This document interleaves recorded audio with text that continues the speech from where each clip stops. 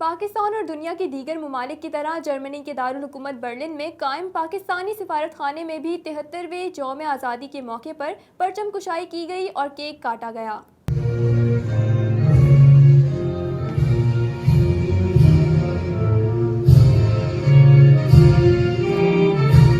سفارت خانے میں منعقدہ تقریب میں قومی ترانے کی گونج میں پاکستانی پرچم لہرایا گیا۔ افواج پاکستان کے اتاشی و افسران نے پرچم کو سلامی دی، جبکہ پاکستانی نوجوانوں نے پاکستان زندہ باد اور کشمیر بنے گا پاکستان کے نعرے لگائے۔ 73ویں یوم آزادی کے موقع پر منعقدہ تقریب میں پاکستانی کمیونٹی نے یوم آزادی پاکستان کو مقبوضہ کشمیر کے ساتھ اظہار یکجہتی کے طور پر بھی منایا۔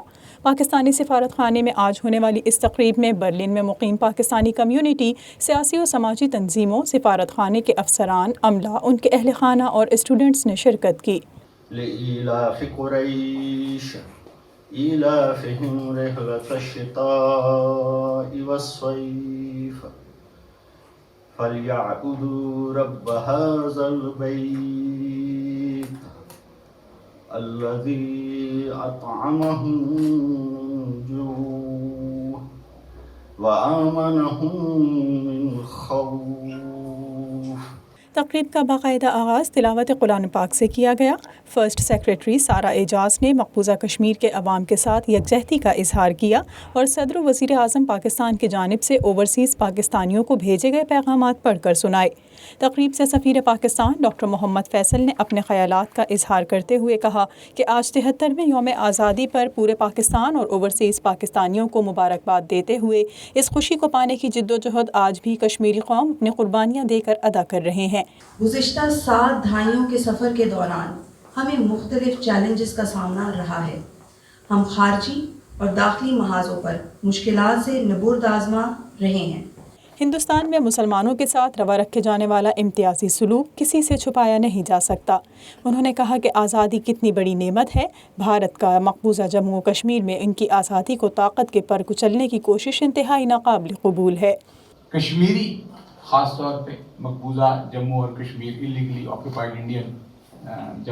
آکوپائڈ جموں اور کشمیر میں پچھلے سال سے خاص طور پہ اور 7 دہائیوں سے عمومی طور پہ بہت ہی سخت حالات، انٹرنیٹ بند ہے، فون بند ہے، کرفیو کی صورتحال ہے، کاروبار بند کر دیے گئے ہیں، کالا قانون نافذ ہے، جس کو دل کیا اٹھا لیا۔